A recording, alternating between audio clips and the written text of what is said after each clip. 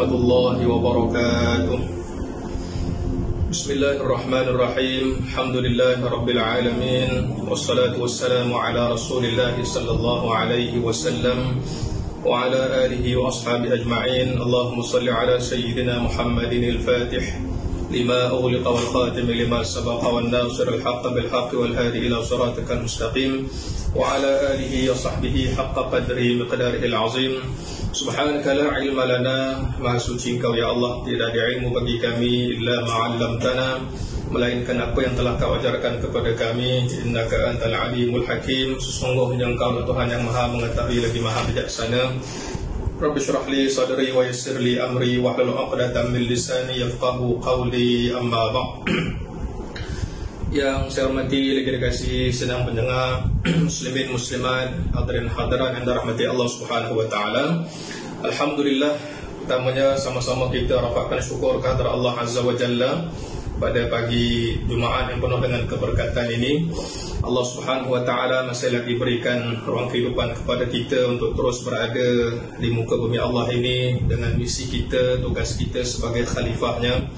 Mudah-mudahan Allah rezekikan kita dengan jadi hamba yang terus dapat rezeki tadabbur Al-Quran.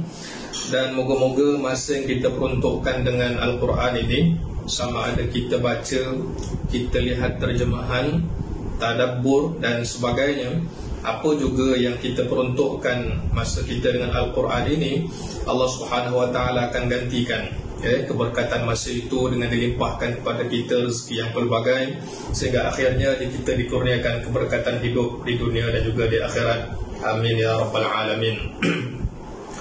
Tuan-tuan sedang dengar rahmat Allah sekalian, insyaAllah pada pagi ini kita akan kongsikan sambungan daripada tadabbur daripada surah Al-Kahfi.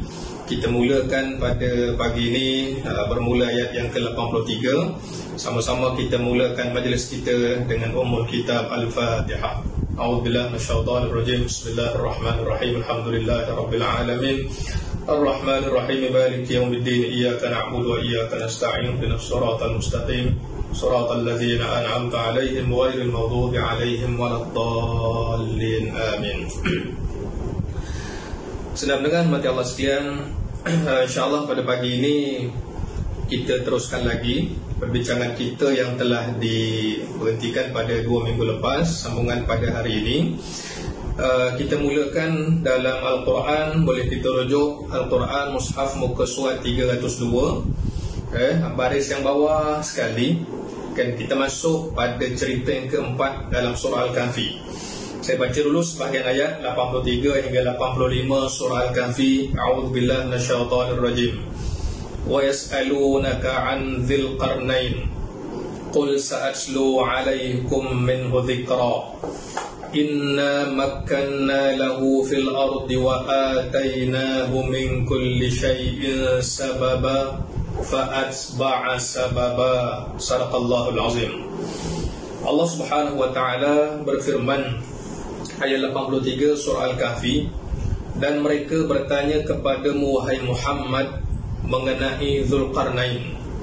Katakanlah, aku akan bacakan kepada kamu wahyu dari Allah yang menerangkan sedikit tentang perihalnya.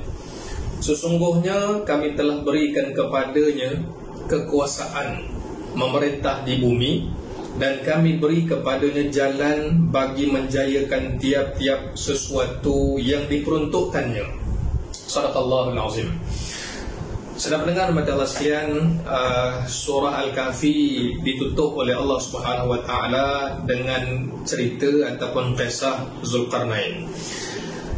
Sebelum kita pergi lebih lanjut untuk memahami dalam cerita surah Al-Kahfi ini, sudah tentu kita kena merujuk ilmuwan-ilmuwan tafsir yang telah explore ataupun mereka ni telah pergi lebih dalam apa sebenarnya yang tersurat dan tersirat yang disebut oleh Allah Subhanahu wa taala dalam surah yang sangat tinggi mukjizatnya ini, supaya cerita-cerita yang kita jumpa dalam surah ini benar-benar kita dapat menghayati dengan kita rasa betul lah cerita ni untuk aku.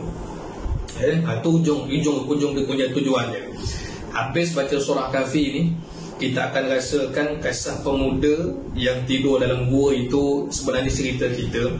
Kisah pemilik dua kebun itu ada kaitan dengan kita. Kisah pengembaraan Musa alaihi wassalatu wassalam untuk mencari ilmu dengan Nabi Khidir alaihi salam pun cerita kita juga. Yang keempat tentang kisah Zulkarnain. Allah merumuskan atau menutup satu surah yang sangat besar mukjizatnya ini dengan satu kisah yang amat-amat menarik. Baik hadirin sekalian, kita pergi sikit-sikit pagi ni. Kita saya ingat ambil mukadimah dulu kot. Kita boleh bagi pada dua masa lah bincangkan kisah Zulkarnain ini. Baik, saya nak ajak senang pendengar sekalian, kita perhatikan elok-elok bagaimana susunan cerita dalam surah Al-Kahfi yang disusun oleh Allah Subhanahu Wa Taala. Sebab dari segi mukjizat Al-Quran, dia bukan hanya keseluruhan mukjizat pada satu Quran itu sahaja, tapi susunan surahnya, tertib ayatnya, dari segi kedudukan ayat sebelum dan selepas, kalimah dan hurufnya pun terlalu tinggi ataupun banyak mukjizat yang dibicarakan oleh para ulama. Baik, kisah yang keempat, kisah Zulkarnain ini sebenarnya tentang apa tuan-tuan sekalian? Cerita tentang bagaimana manusia ni setelah mana jaga baik-baik hubungan sesama manusia, maka akhirnya manusia juga sebagai hamba ni perlu jaga hubungan dengan Allah. Surah Al-Kahfi ini ditutup, dirumus oleh Allah. Manusia akan benar-benar berjaya bila mereka ni dapat jaga kedua-dua hubungan. Hubungan dengan manusia baik, hubungan dengan Allah pun baik. Itu satu. Yang kedua, kita perasan tak dalam surah Al-Kahfi ni, apabila Allah Subhanahu Wa Taala datangkan personality ataupun watak tokoh-tokoh tertentu, sama ada pemudanya, sama ada pemilik dua kebun, sama ada Nabi Musa yang diceritakan oleh Allah sebagai penuntut ilmu dalam surah Al-Kahfi, ataupun kisah Zulkarnain. Ceritanya Allah nak beritahu begitulah tema dakwah dalam kehidupan manusia ni. Kita ni semua ni da'i, bukan hanya da'i rancangan kat TV tu aja. Semua kita ni da'i.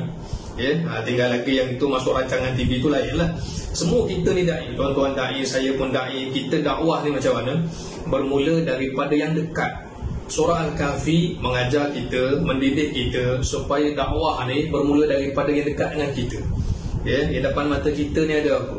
Kan kalau kita reverse sedikit pada perbincangan kita 2 minggu lepas, seorang Nabi Khidir alaihi wassalatu wassalam, menyelesaikan masalah yang bagi kita masalah kat kampung je pun.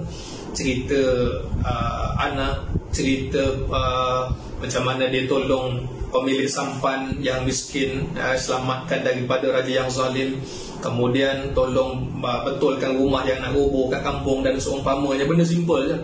Tak ada cerita pula Nabi Khidir dan Nabi Musa jumpa orang yang ramai. Tak ada. Jadi sebelum cerita Zulkarnain yang Allah gambarkan dalam Al-Quran, raja yang boleh perintah timur dan barat, dan tak ada satu raja yang sehebat Zulkarnain. Sebelum daripada itu kamu tengok, sebelum tu cerita dakwah yang dekat-dekat aja, yang simple-simple aja. Seorang jumpa seorang. Macam kita jumpa ataupun baca kisah Nabi Allah Yusuf alaihi wassalatu wassalam. Dalam surah Yusuf tak ada cerita Nabi Yusuf berdakwah jumpa dengan ramai orang Mesir, tapi dakwahnya pada penghuni penjara, kawan dalam penjara, dakwah pada keluarga dan seumpamanya.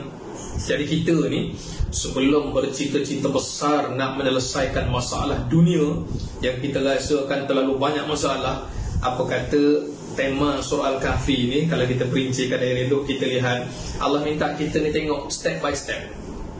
Step by step, tapi tak boleh berhenti. Cerita ni tak boleh berhenti. Sebab tu dalam Quran, kisah sebelum ni kita jumpa ayat fantalaqa, maka dia terus berjalan. Fantalaqa, non-stop. Istilah kita hidup dekat dunia ni sebagai dakwah tak boleh berhenti. Saya rasa cukup kot setakat ini yang saya boleh buat. Lepas daripada ni terulang lah. Tak ada istilah begitu. Jadi mukadimahnya Allah nak beritahu sebelum cerita seorang raja yang boleh perintah timur dan barat, sila perhatikan dakwah yang dilakukan oleh Nabi menyelesaikan masalah yang ada depan mata pada waktu itu. Kemudian yang ketiga hadirin sekalian, sebagai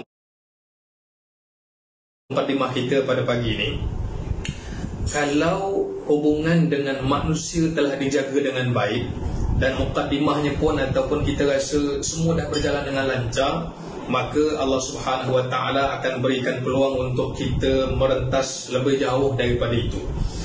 Bukankah kita lihat pada surah sebelum sekarang ni, surah Al-Kahfi, surah yang ke-18, surah yang ke-17, surah Al-Isra, cerita apa? Cerita perjalanan, cerita pengembaraan. Surah Al-Kahfi ni semua cerita berjalan, masuk dalam gua, berjalan tengok kebun, berjalan pengembaraan mencari ilmu, berjalan ataupun pengembaraan untuk memerintah dunia dengan adil.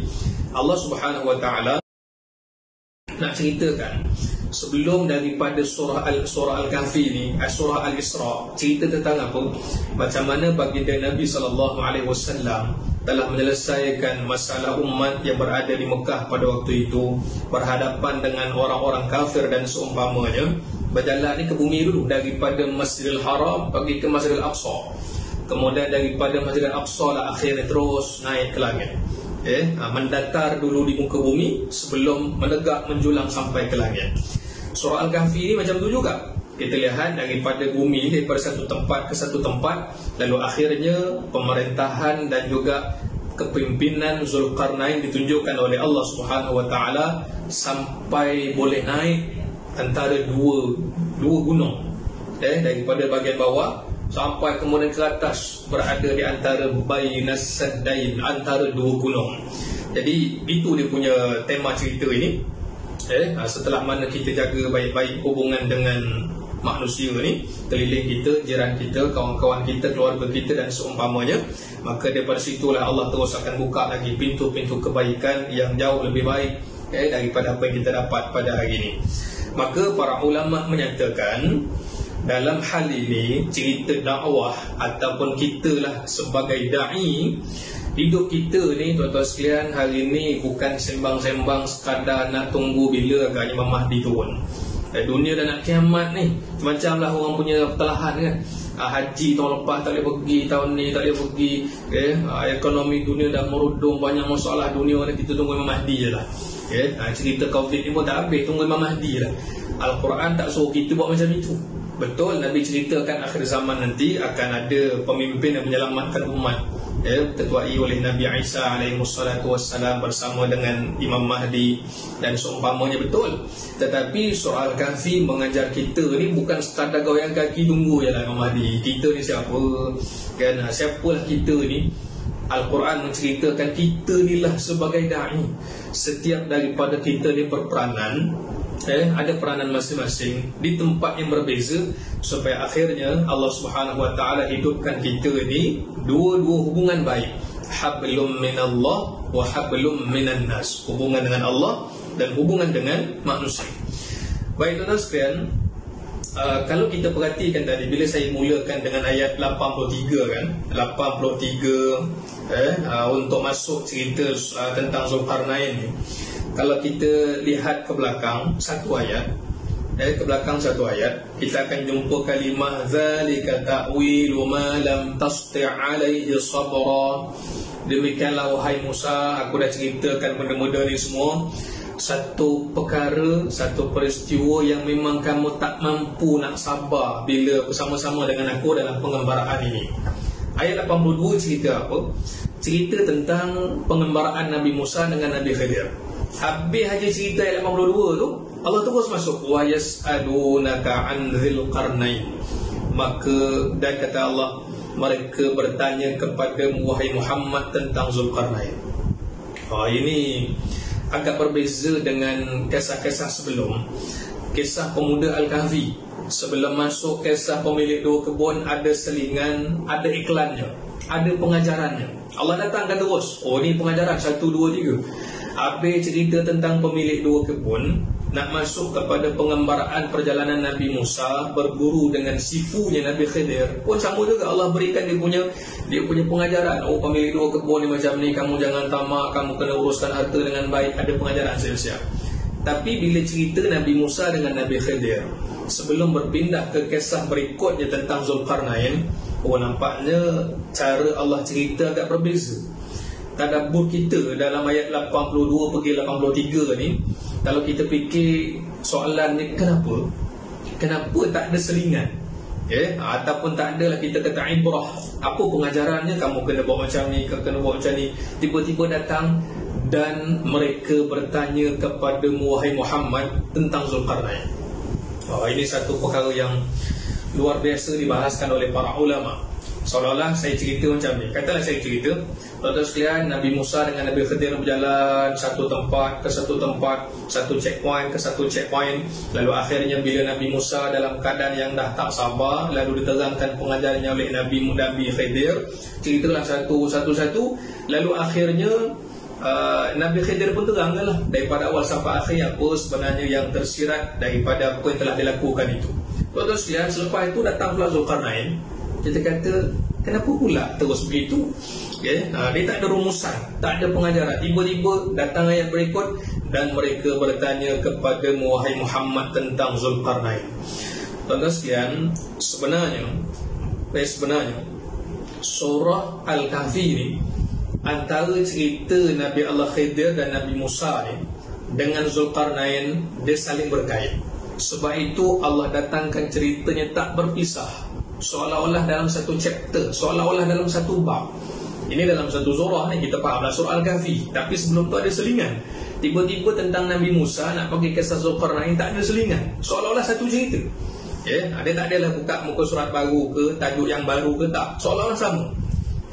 Bukan seolah-olah lagi. Bahkan nanti kita akan pergi lebih detail kenapa muqaddimah kisah Zulkarnain Allah mulakan dengan satu huruf, iaitu huruf waw.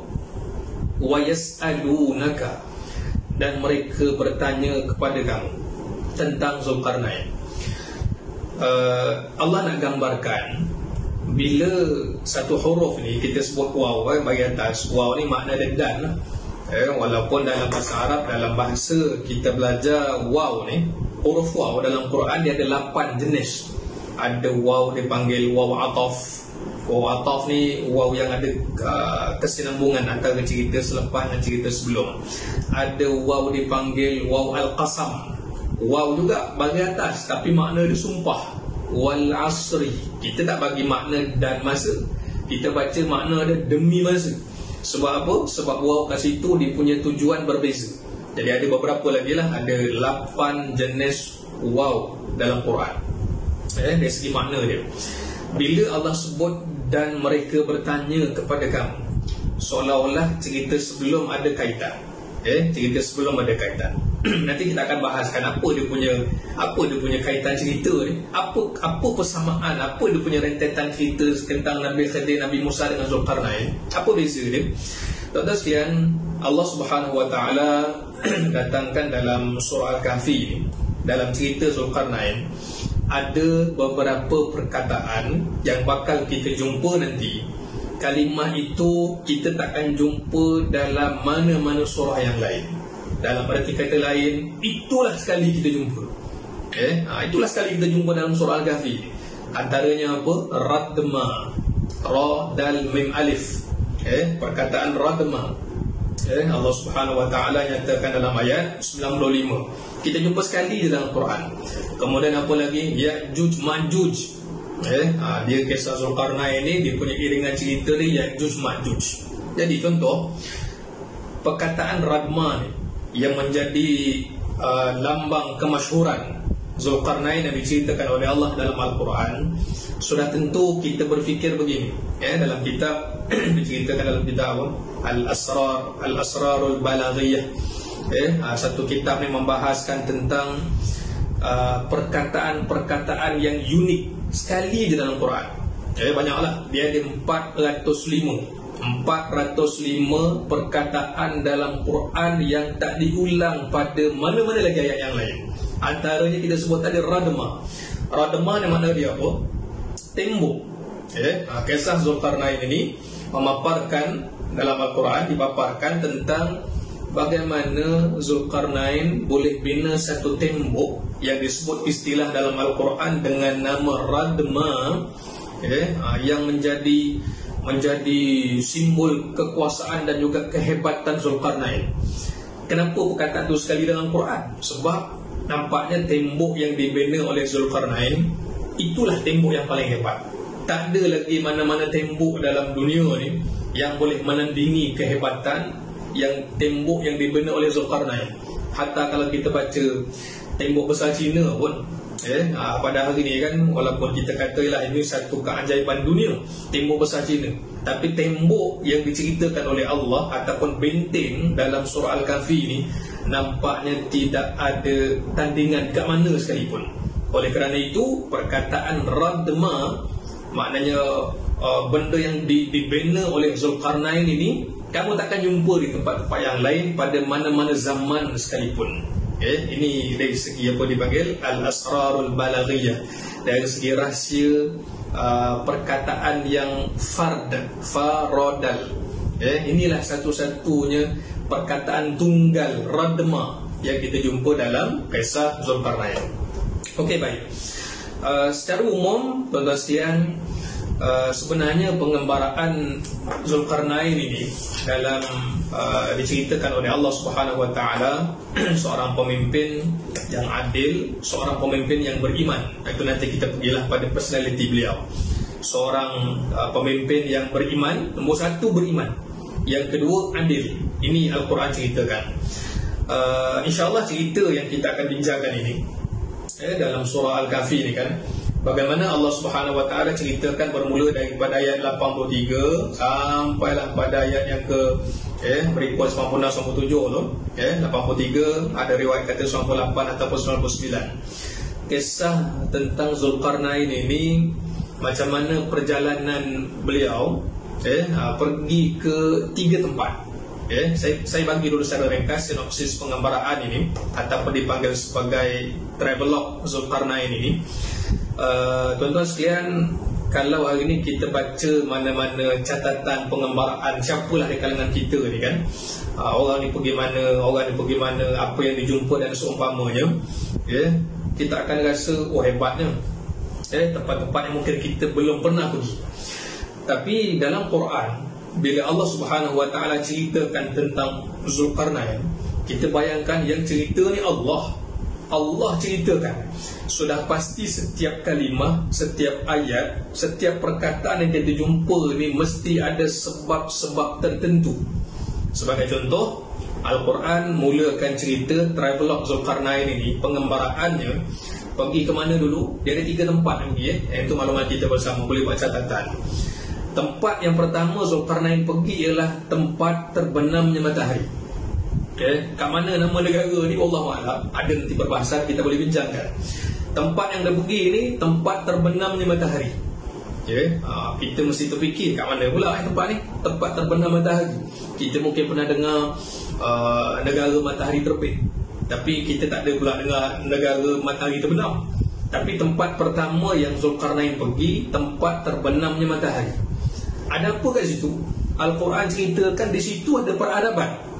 Di situ ada peradaban, di situ ada tamadun, dan di situ ada ilmu. Ada 3 benda yang Zulkarnain jumpa seperti mana diceritakan oleh Allah Subhanahu Wa Taala dalam Quran. Kat situ ada peradaban, ada ilmu dan juga ada tamadun. Macam mana kita kata ada tamadun, ada peradaban? Ada nanti dia punya sebab-sebab diceritakan oleh Allah dalam Quran. Baik, kemudian yang kedua, tempat kedua yang Zulkarnain pergi mana? Tempat kedua, tempat terbit matahari. Tempat itu, tempat yang dituju itu tempat terbitnya matahari. Kali ini pengembaraan Zulkarnain jumpa dengan orang berbeza. Orang berbeza. Kat situ tempat yang dikatakan matahari terbit itu orangnya miskin. Kalau tadi kat kawasan ataupun negara yang mataharinya terbenam, kat situ peradaban, tamadun yang tinggi, ilmu pun ada. Tiba-tiba dalam Al-Quran, Zulkarnain pergi ke tempat matahari terbit, kat situ jumpa orang miskin. Macam mana tanda-tanda miskin yang ada diceritakan oleh Allah dalam Quran? Miskinnya mereka sehingga kan tak ada tempat untuk mereka nak berlindung daripada cahaya matahari. Makna suasana yang sangat panas, mereka ni terdedah dengan cahaya matahari. Satu, riwayat yang pertama kata mereka ni tak ada pakaian. akhirnya terdedah kena cari matahari dan seumpamanya. Yang kedua, mereka ni tak ada tempat tinggal. Sebab Allah Subhanahu Wa Taala ceritakan pergi ke tempat ini, Allah nyatakan apa? Hatta idza balagha matli'a asy-syamsi wajadaha tatlu'u 'ala qaumin lam naj'al lahum min duniha sitra. Subhanallahul azim. Kita akan bincangkan nanti. Pergi ke tempat ni, mereka ni langsung tak ada tempat perlindungan daripada cahaya matahari. Ini tempat yang kedua, pelik tempat ni. Yang ketiga, setelah mana pergi ke bahagian barat, kemudian timur. Ini pun ada persoalan juga, kenapa barat dulu? Kenapa barat dulu? Al-Quran datang satu-satu cerita, dia tak ada istilah kebetulan. Kenapa pergi timur dulu? Dan memang Allah cerita macam tu, ikut terima je lah. Tak, semua bersebab. Kenapa pergi ke bahagian barat dulu? Kemudian baru ke bahagian timur. Jadi kemudian yang ketiga, Allah Subhanahu Wa Taala ceritakan pula Zulkarnain pergi ke mana ni? Satu tempat yang terletak antara dua gunung. Kita dapat gambaran tadi kan, lokasi tempat matahari terbenam, dan kemudian matahari terbit. Yang ketiga, Zulkarnain pergi ke tempat yang terletak antara dua gunung. Kat situ ada air mengalir. Nampaknya Zulkarnain diceritakan oleh Allah pada checkpoint yang ketiga ini, kedatangannya disambut oleh penduduk. Orang situ sambut dia. Cuma peliknya, mereka bertutur, mereka bercakap dengan bahasa yang dia tak faham. Hatta la yafqahuna qawla, la yakaduna yafqahuna qawla. Dia bercakap hampir-hampir tak faham apa maksud dia orang ni. Ada masalah komunikasi. Tak boleh nak faham. Dia sambut Zulkarnain datang, tapi ungkapan yang disebut, yang dicakap oleh orang dekat antara dua gunung ini hampir-hampir tak difahami. Tapi ada tapi dia orang ni kaya. Kawasan tempat yang antara dua gunung ni, kita panggil kalau hari ni lah pun, hari ni kan kawasan yang sangat terpencil. Kita pergi kawasan-kawasan yang pergunungan. Kalau tuan-tuan tengok rancangan apa dengan basikal aku menjelajah, tengok sehari kan, pergi tempat-tempat lagi lah, Mongolia dan sebagainya. Tengok orang-orang nomad hidup kat kemah antara gunung dan seumpamanya lah. Itu cerita hari ni. Dalam kisah Zulkarnain, orang ni yang kata duduk dekat antara dua gunung ni, dia orang ni kaya pun, kaya dan ada duit. Ada duit. Tuan-tuan sekalian, dia punya kaya ni macam mana? Bukan sekadar boleh bina rumah yang besar, bukan sekadar boleh sediakan makan minum keperluan kehidupan harian yang mencukupi, tapi mereka ni offer pada Zulkarnain, boleh tak tolong kami? Dia minta bantuan ni, orang kaya ni, penduduk ni, orang kaya ni minta bantuan supaya binakan kami tembok. Kami binakan tembok supaya kami ni terselamat daripada makhluk perosak yang sentiasa mengganggu dan mengancam keselamatan kami. Tembok ni antara dua gunung. Tuan-tuan, projek ni kalau buat, saya ingat bukan orang biasa-biasa kena nak keluarkan duit ni. Ini jumlah yang sangat besar. Macam mana orang ada duduk kat gunung, tiba-tiba raja datang, bukan seorang raja buat itu aja. Wahai Zulkarnain, tolong kami bina satu tembok. Kami akan bagi duit. Cuma kami minta tolong binakan untuk kami satu tembok supaya kami terselamat daripada makhluk perosak yang dipanggil, cerita seterusnya nanti akan kita bincangkan. Itulah makhluk bernama Ya'juj dan Ma'juj. Itu belum nanti kita cerita. Jadi 3 lokasi, 3 kumpulan manusia berbeza, dan 3 bentuk muka bumi yang berbeza. Saya ulang balik, Zulkarnain diceritakan oleh Allah dalam Al-Quran muka surat 303. Satu muka je, tuan-tuan sekalian. Kisah Zulkarnain ni satu muka, lebih sikit lah kalau kita ambil 2-3 baris muka surat sebelum, muka surat selepas. Tapi kajian yang orang buat untuk Zulkarnain ni, Masya Allah, luar biasa. Beribu lah buku tentang siapa Zulkarnain. Itu nanti kita akan ceritakan. Nak gambarkan, ya Allah, hebatnya Al-Quran menceritakan Zulkarnain ni, dia jadi satu perbahasan hebat di dunia daripada zaman ketika dia hidup, bahkan sebelum tu lagi sebenarnya kalau kita baca sejarah, sebelum Zulkarnain lagi pun dah jadi perbualan di kalangan orang-orang tamadun itu di Parsi pada waktu itu. Macam mana boleh pergi 3 tempat, 3 muka bumi yang berbeza, tiga kaum yang berbeza, dan semuanya itu ada apa kita panggil ada misi yang jelas. Kenapa Zulkarnain nak pergi ke tempat itu? Baik, ada sekian. Kita dah cerita tadi secara ringkas, sinopsis awal 3 lokasi yang Zulkarnain sampai. Tempat terbenam matahari, tempat terbit matahari, yang ketiga antara 2 gunung. Kalau kita imbas balik ke belakang, kita perasan tak cerita ni sebenarnya ada kaitan dengan 3 checkpoint yang dilalui oleh Nabi Musa berguru dengan Nabi Khidir alaihi wassalatu wassalam.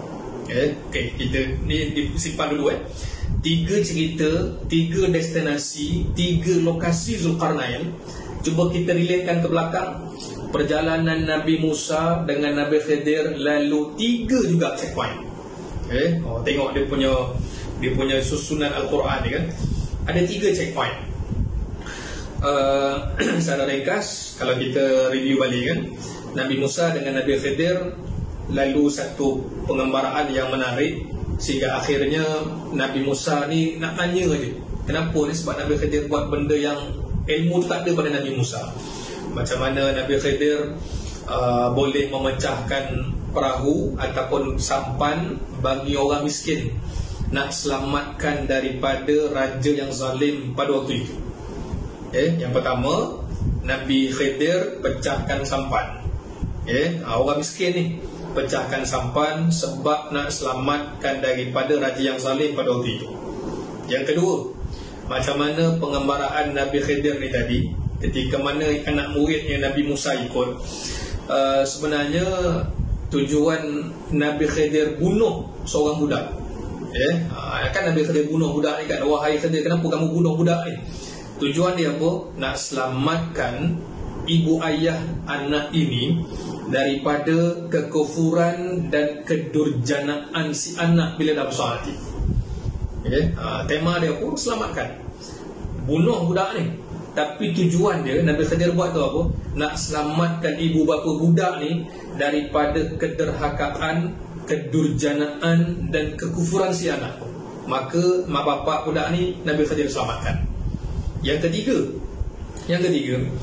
Nabi Khidir pergi satu tempat, satu kampung, lalu nampak rumah yang dah nak roboh dinding dia. Jadi Nabi Khidir betulkan baliklah. Mungkin jangan sampai roboh, jangan sampai tombak dan seumpamanya. Kenapa? Sebab rumah ni dimiliki oleh 2 orang anak yatim. Dekat bawah rumah ni ada harta yang disimpan oleh arwah ayah dia. Kalau rumah ni roboh, niscaya orang kat kampung ni dalam keadaan yang tamak, dalam keadaan yang sombong akan ambil harta ni. Jadi Nabi Khidir selamatkan 2 orang anak yatim ni, duduk kat rumah ni elok, mudah-mudahan nanti bila dah besar boleh ambil harta yang ditinggalkan oleh si ayahnya tadi.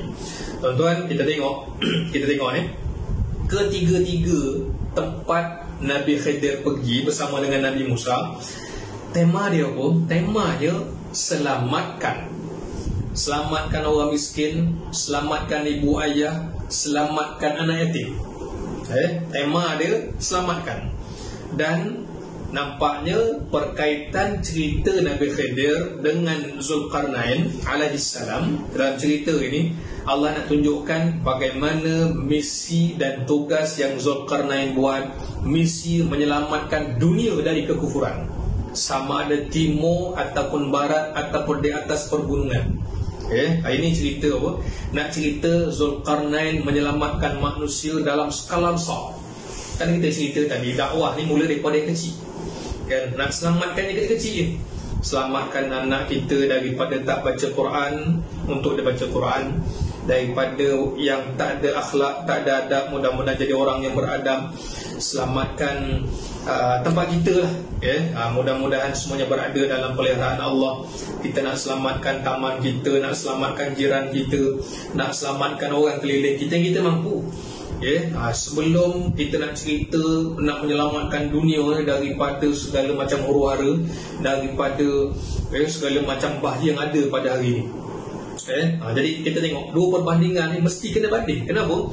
Sebab saya nak cerita tadi, cerita Zulkarnain Allah mulakan dengan satu huruf, iaitu huruf waw. Wa yas'alunaka. Dan jadi cerita Zulkarnain tak boleh tidak mesti ada kaitan dengan cerita Nabi Musa berguru dengan Nabi Khidir alaihi wassalatu wassalam. Kisah Nabi Khidir sebagai penyelamat pada waktu itu Allah terjemahkan pada skala yang lebih besar.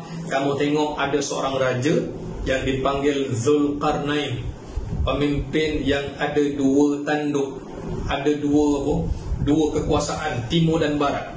Kamu tengok yang ini kisah ataupun contoh manusia yang Allah kurniakan kuasa, dan dia ni beriman, boleh perintah dengan adil, dan misinya menyelamatkan manusia dalam skala besar.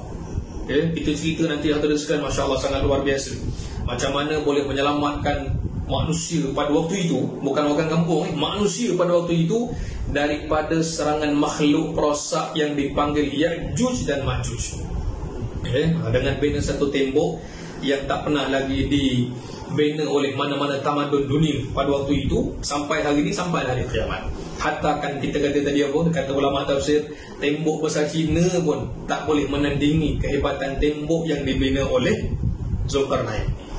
Baik, tuan-tuan sekalian, sebenarnya kisah yang Allah gambarkan ini tentang Zulkarnain ini, bila Allah sebut wa yas'alunaka an Zulkarnain, dan mereka bertanya kepada kamu wahai Muhammad tentang Zulkarnain.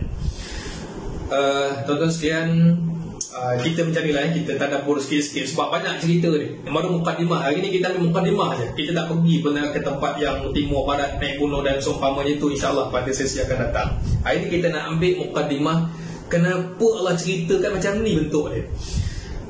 Tuan-tuan sekalian, bila kisah Zulkarnain ini Allah mulakan dengan dan mereka bertanya kamu wahai Muhammad tentang Zulkarnain.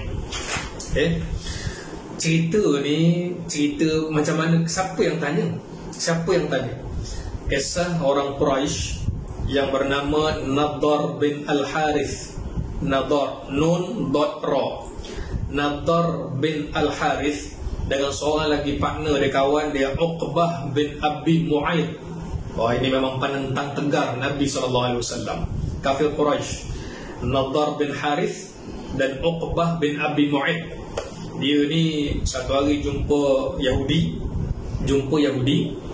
dan cari maklumat macam mana cara untuk kita nak mematahkan apa juga hujah-hujah, cerita, dalil, nasihat yang dibawa oleh baginda Nabi SAW. Jadi tuan-tuan sekalian, kisah dua orang Quraisy ini yang beria nak pergi sanggup cari Yahudi ni, kafir Quraisy bergabung dengan Yahudi, nak cari jalan macam mana nak tanya Muhammad, harap-harap dengan satu soalan ini Muhammad takkan boleh jawab. Jadi kita baca dalam hadis kisah sebelum ni kan. Saya dah ulang juga sebelum ni. Surah Al-Kahfi ni turun kerana nak menjawab. Allah berikan formula kepada baginda Nabi SAW, ataupun dia panggil asbabun nuzul. Surah ni turun apabila ada orang Quraisy tanya kepada Nabi SAW, wahai Muhammad, kalau kau betul seorang Nabi, kalau kau betul seorang Nabi, seorang Rasul, aku tanya 3 soalan dan kamu cerita kepada kami, boleh jawab atau tidak? Satu, ceritakan kepada kami tentang pemuda yang tertidur dalam gua. Kisah pemuda dulu cerita ni, kita bayangkan kisah ribuan tahun pada zaman Nabi lagi. Kamu tahu tak kisah pemuda yang tertidur lama ni? Yang kedua, ceritakan kepada kami, kalau betul kamu Nabi lah, seorang lelaki an rajulin tawafin, seorang lelaki yang berjalan, dia boleh perintah timur dengan barat. Siapa orang ni? Dicabar Nabi. Cerita pada kami tentang pemuda yang tidur dalam gua. Yang kedua, ceritakan kepada kami tentang siapa raja yang boleh perintah timur dan barat. Yang ketiga, kami tanya kepada kamu tentang roh. Roh ni apa? Jadi tuan-tuan sekalian, soalan yang ditanya oleh orang Yahudi ni, atau ditanya oleh orang Quraisy ni, menimbulkan persoalan. Persoalan macam ni tuan-tuan sekalian. Yang tanya Quraisy, yang suruh tanya soalan ni, kita dengar baik-baik kata para ulama, yang suruh tanya soalan ni Yahudi. Yang tanya Quraisy, yang suruh tanya Yahudi. Baik, ada tiga pihak. Rasulullah SAW, ada Quraisy, ada Yahudi. Nabi yang terima soalan, Quraisy yang bertanya Nabi, Yahudi pembekal maklumat. Pembekal maklumat. Dia yang bagi tahu, kau tanya Muhammad soalan ni. Soalan yang mungkin kita boleh terfikir, daripada mana Yahudi ni tahu? Daripada mana Yahudi ni tahu tentang pemuda yang tidur dalam gua 309 tahun? Dan Yahudi ni macam mana dia boleh tahu kisah seorang raja, Zulkarnain yang namanya ni boleh perintah timur dan barat? Sudah pasti dia nak tanya pada Nabi soalan yang dia dah tahu jawapan. Kalau A nak tanya pada B, aku nak tanya pada kau ni, tahu tak? Mesti dia dah tahu soalan tu, dia dah tahu jawapan dia. Wah, Yahudi ni jumpa dengan Quraisy ni, Nadar dan juga Uqbah. Kau pergi tanya Muhammad, kamu tanya dia tahu tak pasal pemuda yang tertidur dalam gua 309 tahun? Kamu tahu tak? Kamu tanya pada Nabi kisah tentang lelaki boleh perintah timur dan barat. Kau tanya dia. Kalau dia boleh jawab, confirm dia Nabi. Tapi kalau dia tak boleh jawab, maknanya dia mana-mandai ataupun mengaku diri sebagai Nabi.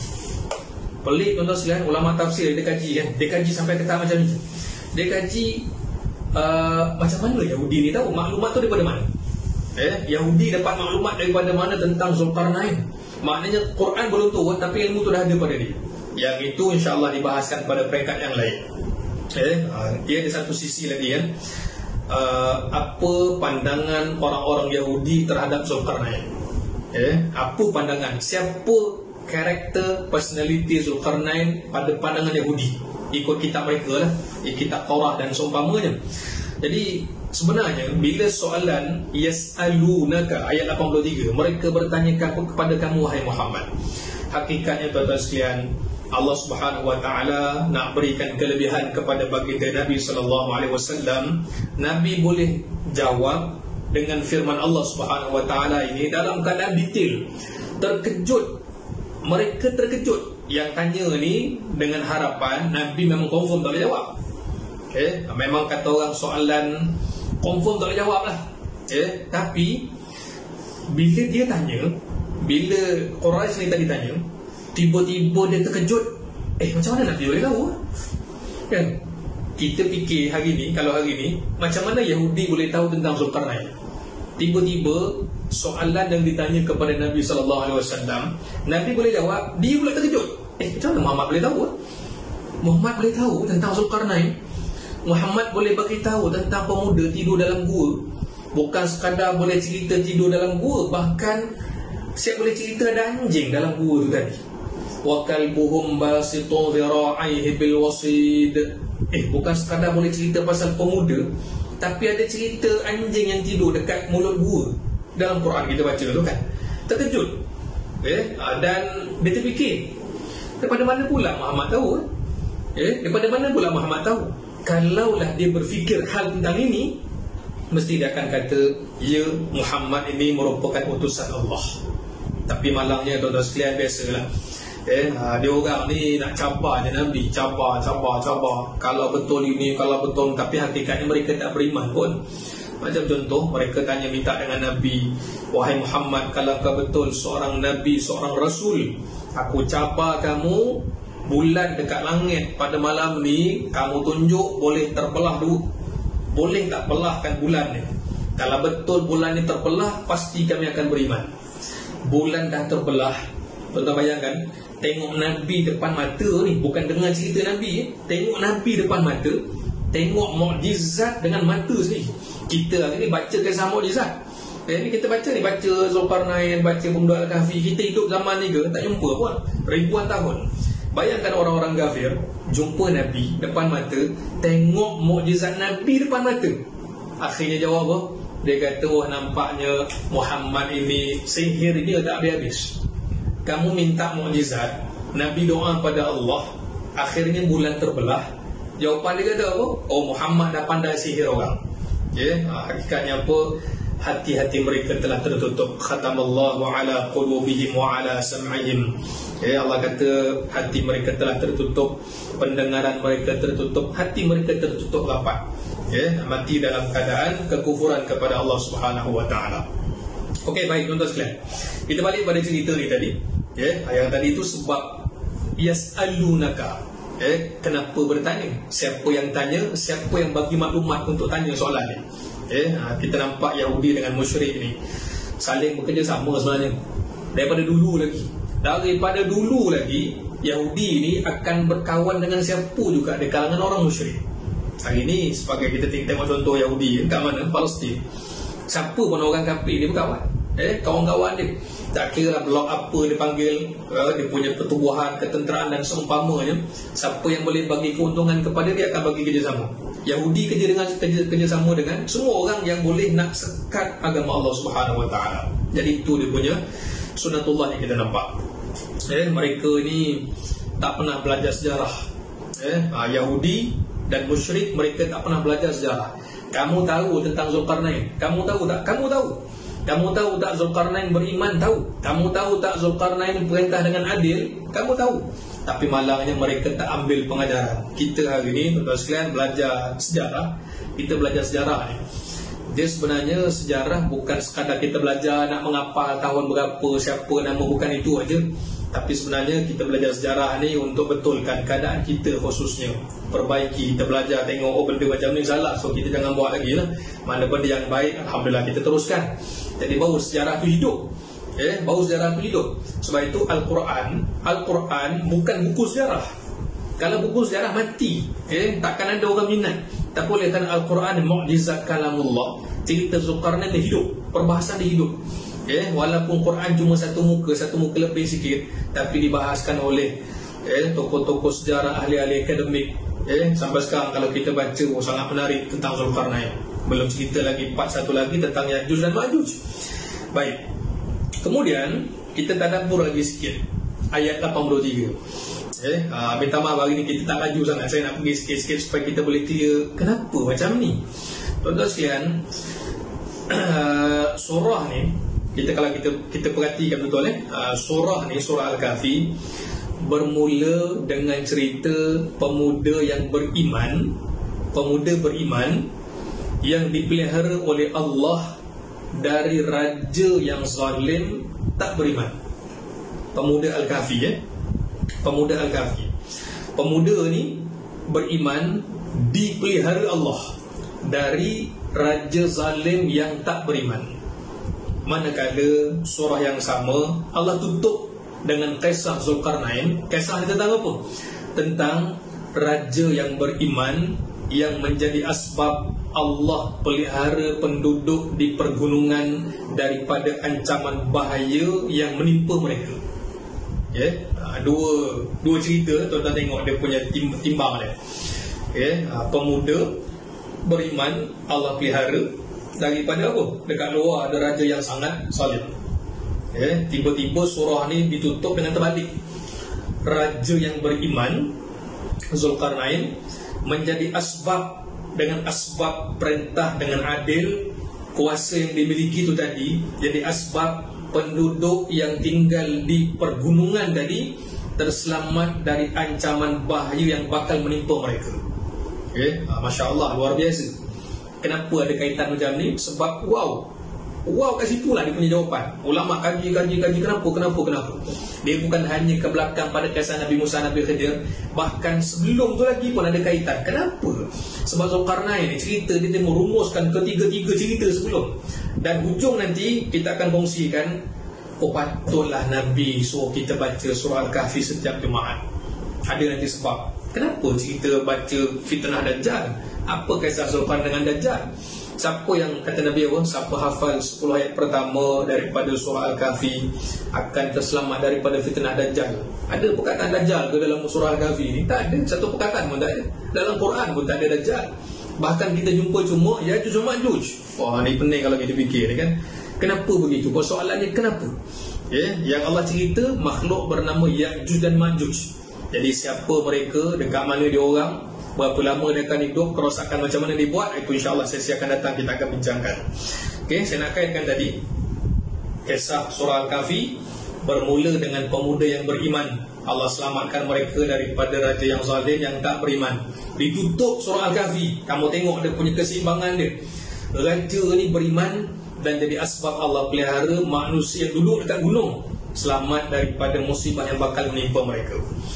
Yang kedua, tuan-tuan sekalian, surah ini, surah Al-Kahfi, bermula dengan cerita pemuda yang terselamat duduk dalam gua, bukan duduk lagi, tidur dalam gua, dan nampaknya mereka langsung tak kena cahaya matahari. Wa hum fi fajwatin minhu, mereka berada dalam ruang gua ni, dalam yang besar. Mereka terselamat ketika matahari terbit. Wa idza gharabat taqriduhum dhat ashimal. Kita baca tu kan, maknanya dalam surah Al-Kahfi mukadimah awal-awal tu, matahari terbit dan matahari terbenam. Tuan-tuan tengok kenapa cerita matahari ni ada dekat awal, ada dekat akhir. Pemuda tidur dalam gua, matahari terbit, kata Allah, cahaya tak masuk dekat mulut gua ni. Begitu juga ketika matahari terbenam, cahaya tu tak masuk juga dalam matahari. Tak masuk juga, tak masuk dalam gua ni tadi. Maknanya pintu gua terselamat daripada cahaya matahari. Terbit dan terbenamnya matahari, cahayanya tak masuk dalam gua. Tiba-tiba baca kisah Zulkarnain, ada cerita matahari banyak. Ada cerita matahari lagi. Tapi cerita matahari ni macam mana? Zulkarnain pergi ke tempat negara, negara yang terbenam matahari, bahagian barat, negara terbit matahari belah timur. Dan kalau kita perasan, salah satu daripada checkpoint yang Zulkarnain jumpa di satu tempat, jumpa satu kaum yang tak ada tempat berlindung daripada kepanasan terik cahaya matahari. Subhanallah, inilah Quran. Inilah Quran. Pemuda boleh tidur dalam gua, langsung tak kena cahaya matahari. Tiba-tiba Zulkarnain jumpa satu kaum yang tak ada tempat nak berlindung daripada panas cahaya matahari. Soalannya kenapa? Kenapa Allah bawakan dua cerita yang macam ni rupanya susunatur Quran ni sangat-sangat kompleks, dan mesti ada sebab yang Allah datangkan demikian. Kemudian hadirin sekalian, tu saya buka dulu perbandingan awal dengan akhir. Kemudian Allah Subhanahu Wa Taala datangkan cerita ni sebenarnya pada siapa, diturunkan kepada siapa? Rasulullah sallallahu alaihi wasallam. Allah nak beritahu, wahai Muhammad, kamu ni susun atur dakwah daripada dakwah di Mekah kemudian pergi ke Madinah. 13 tahun di Mekah, 10 tahun di Madinah kan. 23 tahun Nabi berdakwah. Bermula daripada kamu ni jadi mangsa. Jadi bukan sekadar mangsa, orang nak bunuh lagi Nabi SAW. Tapi ujungnya kamu akan peroleh kuasa. Surah Al-Kahfi merupakan signal awal, isyarat awal daripada Allah. Isyarat apa? Isyarat kemenangan.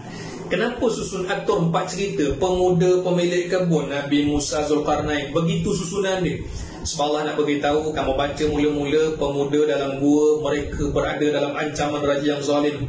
Ditutup dengan cerita Zulkarnain. Wahai Muhammad, kamu juga dalam hidup seorang Nabi sebagai pendakwah, walaupun peringkat awal jadi mangsa, orang nak bunuh, orang nak kepung, orang nak pulang Nabi, kamu jadi mangsa. Tapi ujungnya akan ada kemenangan. Kamu akan dapat kuasa seperti mana Zulkarnain digambarkan oleh Allah Subhanahu Wa Taala pada penutup surah Al-Kahfi. Inna ma'al usri yusra. Sesungguhnya setiap kesukaran itu pasti ada kemenangan. Jadi kenapa susun aturnya begitu cerita dia? Sebab ini merupakan isyarat kemenangan yang Allah nak berikan kepada baginda Nabi SAW. Jangan risau wahai Muhammad, kamu buat kerja kamu, dakwah. Dan dakwah Nabi mula-mula macam mana? Pada orang terdekat. Kita baca sejarah dalam Rahikul Maktum, kita belajar sejarah kat surah agama, sirah dan seumpamanya kan. Dakwah Nabi ni mula macam mana? Di kalangan orang terdekat. Cakap pelan-pelan, jumpa dengan keluarga terdekat. Mana ada jumpa ramai-ramai? Pada waktu itu ancaman sangat bahaya. Dan Allah ada pelbagai cara nak selamatkan kamu wahai Muhammad. Wahai Muhammad, Allah ada macam-macam cara dan perancangan supaya akhirnya walaupun kamu peringkat awal jadi mangsa nak bunuh dalam peristiwa hijrah dan seumpamanya, tapi hujung kamu akan selamat. Kamu tak usah Tak usah risau. Kita hari ni tuan-tuan sekalian tengok tentang cara Allah nak berikan keselamatan kepada manusia. Allah gambarkan hidup dalam kezaliman, raja yang zalim, hidup tak tenteram. Kita di iman ni, Allah nak selamatkan cara macam mana? Tidur diselamatkan macam mana cara? Tidur. Hanya diselamatkan, Allah selamatkan hamba ni tadi daripada bahaya besar dengan tidur je. Dan hari ni ada tak agak-agak orang yang terselamat kerana tidur? Kalau kita fikir, ada tak orang yang terselamat kerana tidur? Kan ada tuan-tuan sekalian. Kita baca kisah, saya lupa lah kisah kat mana, dia di mana, mungkin dekat Malaysia kot, saya pernah baca kan. Kisah dah lama lah, mungkin 4-5 tahun lepas. Seorang yang menyatakan kesyukuran dia, saya ni sepatutnya jadual penerbangan pukul 6.30 pagi. Adalah temu janji dia, malam tu kena pergi ke KLIA dekat Malaysia. Saya lupa sama ada orang Malaysia ke orang mana kan. Tapi takdirnya malam itu saya tertidur. Dan menyebabkan saya terlepaslah penerbangan tu tadi. Tuan-tuan sekalian, esoknya bila dia baca akhbar, dia tengok penerbangan yang sepatutnya dia naik pada awal pagi itu di Kuala Lumpur menghadapi masalah, dan kapal itu ada musibah dia, saya lupa lah musibah dia, dan ada penumpang yang cedera, ada sebahagian yang mati. Bila dia baca je paper dengan berita, ya Allah, syukur aku tertidur malam tadi. Syukur aku tertidur. Kalau aku naik pagi tadi, kalau aku bangun awal, aku pergi juga naik kapal terbang tu, mesti aku mati. Dan Allah selamatkan hamba je dengan cara apa? Tidur kan. Jadi yang ini mungkin berlaku pada Ashabul Kahfi, tapi mungkin berlaku pada zaman kita. Jadi Allah ada macam-macam kaedah, macam-macam cara nak menyelamatkan hamba-hambanya. Sebab itu kaitan yang lain kan, surah Al-Kahfi ni sebenarnya cerita tentang pelindungan. Kan kita cerita tadi, pemuda cerita Nabi Musa, Nabi Khidir selamatkan, Zulkarnain selamatkan, dan cerita penduduk gua, pemuda kat gua diselamatkan oleh Allah. Temanya selamat. Tapi siapa yang selamatkan? Jangan lupa tema surah Al-Kahfi ini disebut oleh Dr. Salah Al-Kharidi. Tema dia apa? Masya Allah la quwwata illa billah. Ayat berapa tu boleh saya mak balik, ayat 19 tu kalau saya tak silap. Masya Allah la quwwata illa, semua yang berlaku itu dengan kehendak Allah. Kita tak ada kekuatan, tak ada keupayaan, melainkan dengan izin Allah.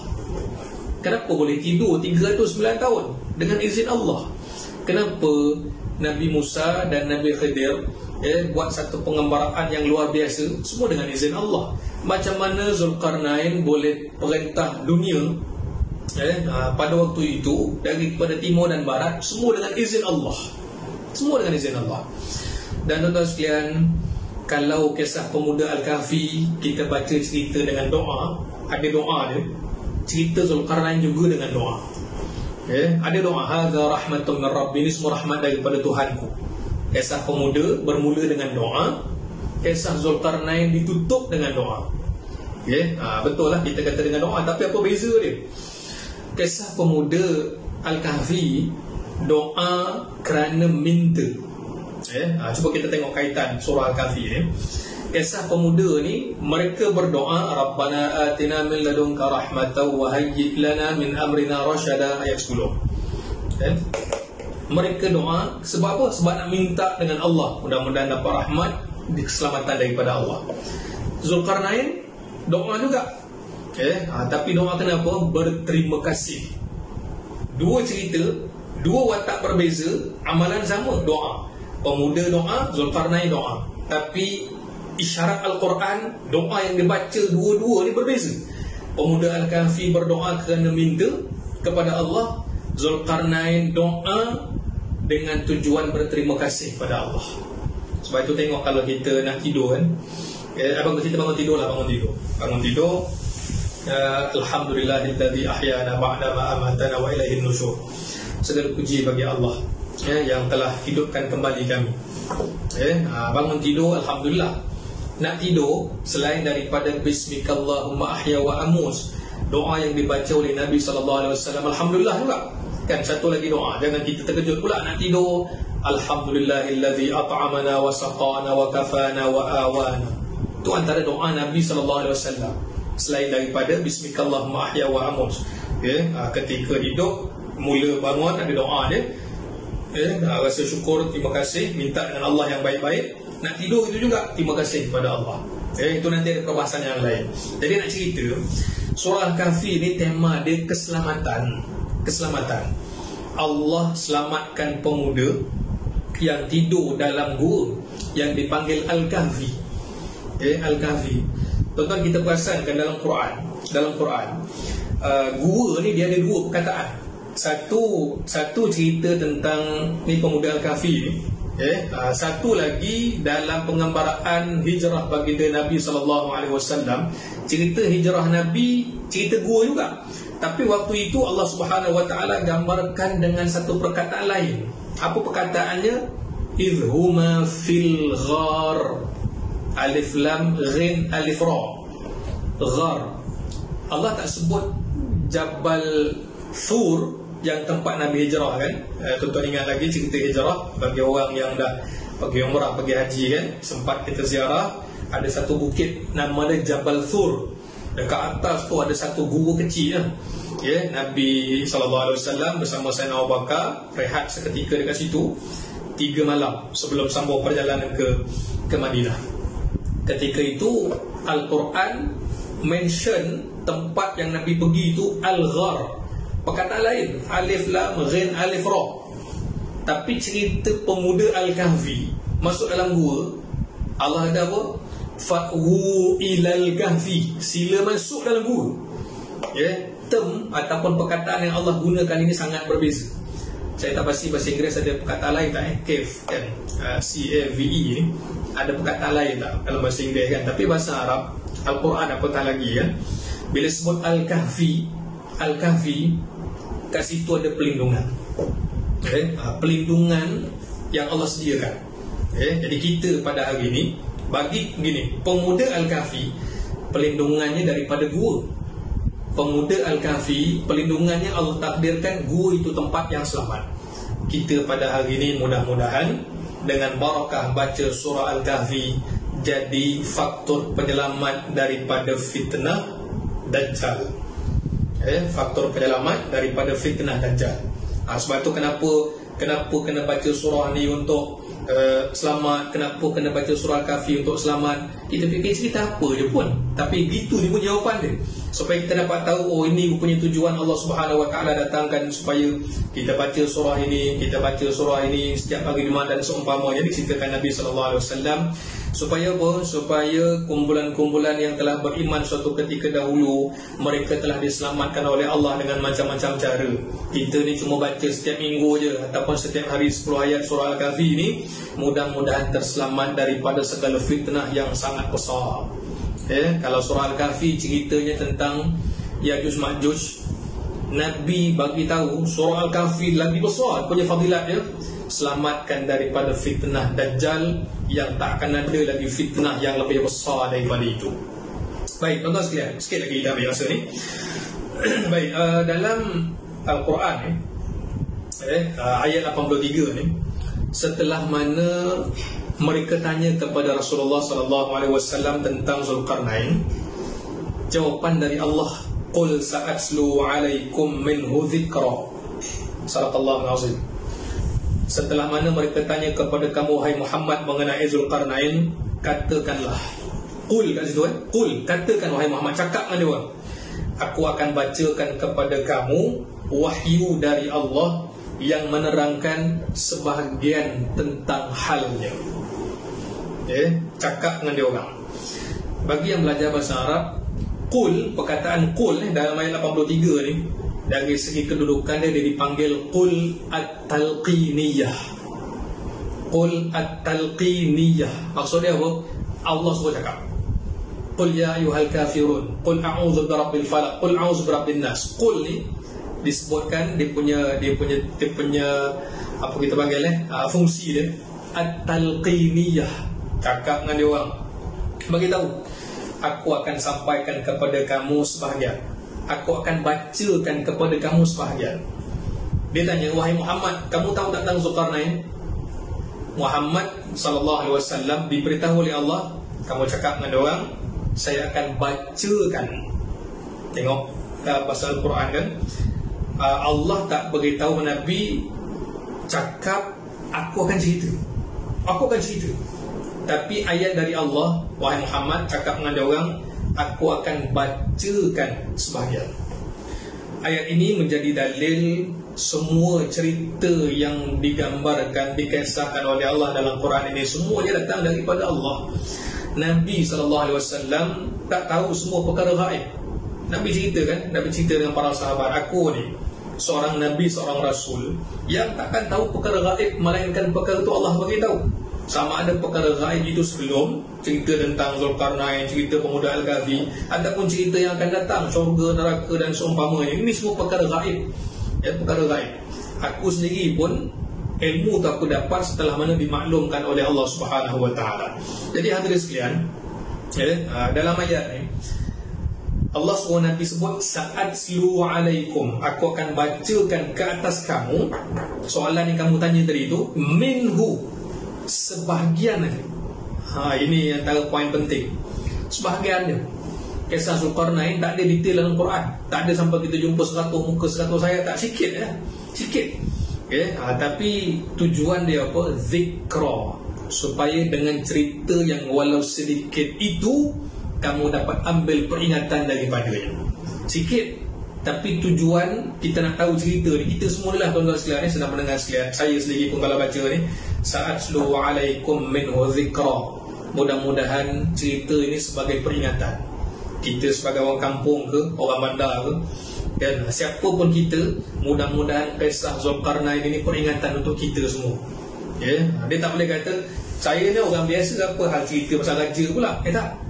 Cara Allah cerita ni kita kena fahamkan betul-betul, supaya apa? Siapa pun yang baca Quran, dia akan dapat zikra, peringatan yang terbaik daripada Allah Subhanahu Wa Taala.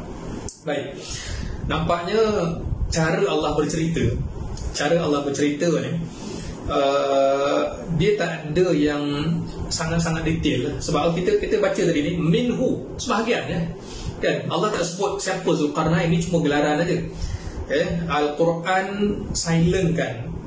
Kalau kita belajar bahasa Inggeris kan, who, when, kemudian where, tak tahu siapa Zulkarnain ni, kemudian bila dia hidup, kemudian di mana dia hidup. Nampaknya Al-Quran, kata ulama tafsir, siapa nama saya lupa, dia bukan cerita pada story size, bukan size cerita, tapi apa manfaat. Dalam buku tu bagus bila saya baca tu kan, not focus to story size but the purpose. Apa tujuan cerita ni kan, min huzikra, nak dapatkan peringatan. Sebab itu kita baca walaupun sikit dengan tujuan ya Allah mudah-mudahan dapat peringatan. Satu buku yang menarik tuan-tuan sekalian, boleh kita rujuk dalam kitab yang disusun oleh Abul Kalam Az-Zad. Dia menceritakan tentang siapa Zulkarnain ini, secara ringkas. Sebab dia ada dua cerita macam ni. Satu yang Allah bagi secara ringkas dalam Quran, namun pengkaji sejarah, ahli akademik, mereka ni berhempas-hempas mencari siapakah orang yang disebut oleh Allah Subhanahu Wa Taala. Betul Al-Quran tak ceritakan siapa nama dia, bersama kerajaan dan seumpamanya. Tapi ahli sejarawan ini, mereka ni pengkaji sejarah. Saya kalau dalam buku ni kan, ini buku yang disusun oleh Dr. Salah Al-Khalidi. Ulama ni hidup lagi kat Jordan. Tajuk ada kisah Sabiqin, kisah-kisah yang orang-orang terdahulu yang diceritakan dalam Quran. Antaranya kisah Zulkarnain lah. Buku ni agak tebal tuan sekalian, 810 muka surat. Antaranya kisah Zulkarnain lah. Ni yang versi PDF pun ada, tapi kitab ni sedap juga kalau dirujuk. Dia kata Abul Kalam Az-Zad dalam kitab ni cerita, kita ni baca kisah Zulkarnain ini sebenarnya menceritakan tentang seorang raja yang beriman. Satu, beriman. Yang kedua, adil dalam pemerintahan. Tuan-tuan perasakan kalau kita baca kisah Zulkarnain ini, ada orang kata inilah Alexander the Great. yang menguasai empire Rome, Alexander the Great. Tuan-tuan pergi ke kedai buku kan, kita pergi kedai buku, dia ada 2 buku yang dua-dua ada peminat dia. Zulkarnain ialah Alexander the Great. Adalah hujah-hujah dia banyak, 2 atau 3 muka. Tiba-tiba tak lama lepas tu keluar satu buku lagi, Iskandar Zulkarnain bukan Alexander the Great. Apa ni kita dah baca macam dah seronok sejarah ni kan, Alexander the Great ni rupanya Iskandar Zulkarnain. Tiba-tiba keluar satu buku lebih tebal, Iskandar Zulkarnain bukan Alexander the Great. Apa ni balik itu kan? Ini buku sejarah kan. Buku sejarah ni dia terbuka lah, tuan-tuan nak terima boleh, nak terima, nak tak percaya pun tak apa. Buku sejarah mungkin dia ada 2 kemungkinan, mungkin betul, mungkin tidak. Berbeza dengan Quran, confirm betul, bahkan wajib kita beriman. Tapi tuan-tuan sekalian, satu kitab Abul Kalam Az-Zahd, seorang ulama daripada India, yang bukunya dirujuk oleh seluruh ulama Arab tafsir pada hari ini. Dia kata, saya ambil secara ringkas, sebenarnya Zulkarnain yang diceritakan oleh Allah Subhanahu Wa Taala ini, sebenarnya dia inilah Cyrus the Great. Kalau hari ini mungkin ada camp ataupun mazhab-mazhab yang mempelopori Alexander the Great, dia tak beriman dan salah, bercanggah dengan Quran. Allah bagi tahu dia ni beriman, raja ni beriman, sebab tu dipuji oleh Allah. Direkodkan dalam surah Al-Kahfi. Kerana apa? Kerana keadilannya, kerana iman dan keadilannya. So kalau itulah fakta dalam Quran, kamu kata Alexander the Great ni Iskandar Zulkarnain, kamu tak betul lah. Quran yang betul. Tapi kalau kita kata Cyrus the Great, tuan-tuan boleh google lepas benda ni kan, Cyrus the Great, ini antara tokoh yang inilah yang disebut oleh Abul Kalam Az-Zahd, beliaulah yang dimaksudkan dengan Iskandar Zulkarnain. Jadi bila zaman dia 559 sebelum Masihi, 500 tahun sebelum kelahiran Nabi Isa alaihi wassalatu wassalam. Ada Cyrus, C-Y-R-U-S, Cyrus the Great. Orang Arab panggil Khorash, Rashid. Terus sekalian, kalau dalam kitab beliau Abul Kalam Az-Zahd ini, dia kata apa? Dia kata sebelum Zulkarnain lahir, ada 3 nabi yang telah meramalkan kelahiran pemimpin yang adil yang nama dia Zulkarnain. Siapa nabi ni wallahualam? Siapa nabi ni wallahualam? Kita tahu sebahagian aja kan. Nabi ada berapa? 124,000. Ramai nabi ni. Kita tahu sikit je, 25 dalam Quran. Ada tambah sikit-sikit lah kan. 3 nabi yang meramalkan akan ada seorang pemimpin yang lahir nama dia Zulkarnain. Jadi itu akhirnya adalah sejarahnya panjang, tuan-tuan sekalian, menarik untuk dibahaskan. Itu dari segi akademiknya, dari segi sejarahnya. Sebab tu yang ni kita cerita Quran dulu. Bersejarah pun menarik juga. Macam mana dia boleh bangunkan kerajaan media. Bukan media sosial ni, nama kerajaan dia media. Media bahagian timur, media bahagian barat. Macam mana dia perintah dan sebagainya. Tuan-tuan tengok kalau dekat Google kan, Cyrus the Great, ada simbol kerajaan dia macam mana, makam dia, kubur dia dekat mana dan seumpamanya lah. Dan dia menjadi sebutan ramai. Dan apa yang disebut oleh Allah, dia bangunkan satu tembok yang luar biasa yang dipanggil sebut tadi Radma. Satu tembok yang tak ada mana-mana tamadun boleh mengalahkan kehebatan tembok ini, yang hanya dibina oleh Zulkarnain. Dialah orang, sebab dia jadi raja yang penyelamat. Jadi itu sebahagian yang Allah Subhanahu Wa Taala nyatakan dalam Quran, qul sa'atlu 'alaikum minhu dzikra. Katakan wahai Muhammad, aku akan bacakan pada kamu sebahagian saja. Masih lagi cara Al-Quran bercerita, silent kan namanya siapa, bila zaman dia, dan di mana. Walaupun nanti akan ada kita bahaskan lah. Kalau dalam kalau dalam Sahih Al-Bukhari, Imam Bukhari meletakkan cerita Zulkarnain selepas kisah Nabi Ibrahim. Ini dipanggil ijtihad Imam Bukhari. Imam Bukhari meletakkan dalam kitab Zulkarnain ini satu zaman ataupun tak jauh daripada zaman Nabi Allah Ibrahim. Selepas cerita Ibrahim, cerita Zulkarnain. Allahualam, ini ijtihad Imam Bukhari dalam meletakkan bila zaman Zulkarnain ini tadi. Sesungguhnya tuan-tuan sekalian, ujungnya kita kata apa? Wallahu a'lam bissawab. Qulillahu a'lam. Surah Al-Kahfi ni kan ceritakan semua cerita ni Allah yang lebih maha mengetahui. Kita baca ni kan betapa kerdilnya kita. Sebanyak mana pun ilmu kita miliki, ujungnya wallahu a'lam. Dalam ayat berapa? Ayat 26 kan? Ayat 26, kamu kena sebut kata Allah, ujungnya ilmu kamu ni sangat-sangat terbatas, dan tu semua dengan apa? Dengan izin Allah Subhanahu wa taala. Ayat 26, qulillahu a'lamu bima labithu. Katakan Allah Maha mengetahui. Jadi adab kita dalam kita tadabbur, dalam kita menghayati ayat-ayat Allah Subhanahu wa taala ini, ujungnya semua itu merupakan ilmu Allah Subhanahu wa taala yang Allah bagi ni sebahagian aja. Jadi tuan-tuan sekalian, insya-Allah untuk akan datang nanti kita akan sambung macam mana raja yang beriman dan adil ini boleh perintah timur dan barat dalam keadaan yang serba lengkap. Dalam keadaan yang sangat-sangat lengkap dan serba lengkap.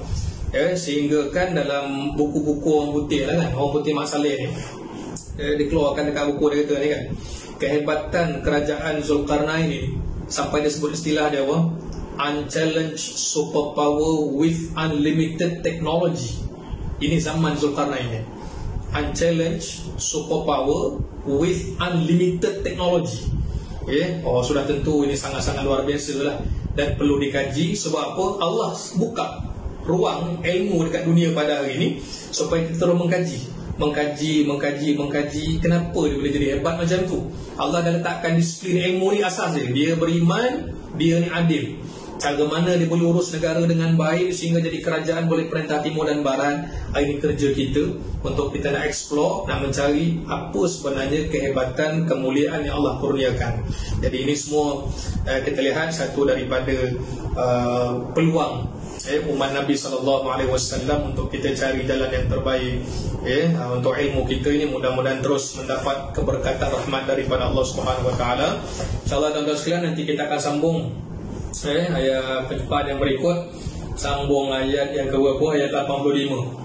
Hari ini kita ambil 2 ayat sajalah, ayat 83, 84. InsyaAllah nanti kita sambung pada ayat yang ke-85. Mudah-mudahan memberi pencerahan kepada kita lah tentang Zulkarnain. Inilah insan yang dipuji oleh Allah Subhanahu Wa Taala. Mudah-mudahan kita dapat manfaat, dan kita akan sambung nanti untuk pertemuan akan datang. Wallahu a'lam bissawab. Aqulu qawli hadza, astaghfirullahal azim li wa lakum wa lisa'iril muslimin wal muslimat wal mu'minin wal mu'minat, innahu huwal ghafurur rahim. Bismillahirrahmanirrahim. Alhamdulillahirabbil alamin. Salatu wassalamu ala asyrafil anbiya'i wal mursalin wa ala alihi wa sahbihi ajma'in. Allahumma 'allimna ma yanfa'una wanfa'na bima 'allamtana. Ya Allah, Tuhan kami, ajarkan kepada kami ilmu yang bermanfaat, berikan manfaat pada ilmu yang telah Kau ajarkan kepada kami. Wa sallallahu ala sayyidina Muhammadin wa ala alihi wa sahbihi wa baraka wa sallam. Alhamdulillahirabbil alamin. Taqabbalallahu minkum.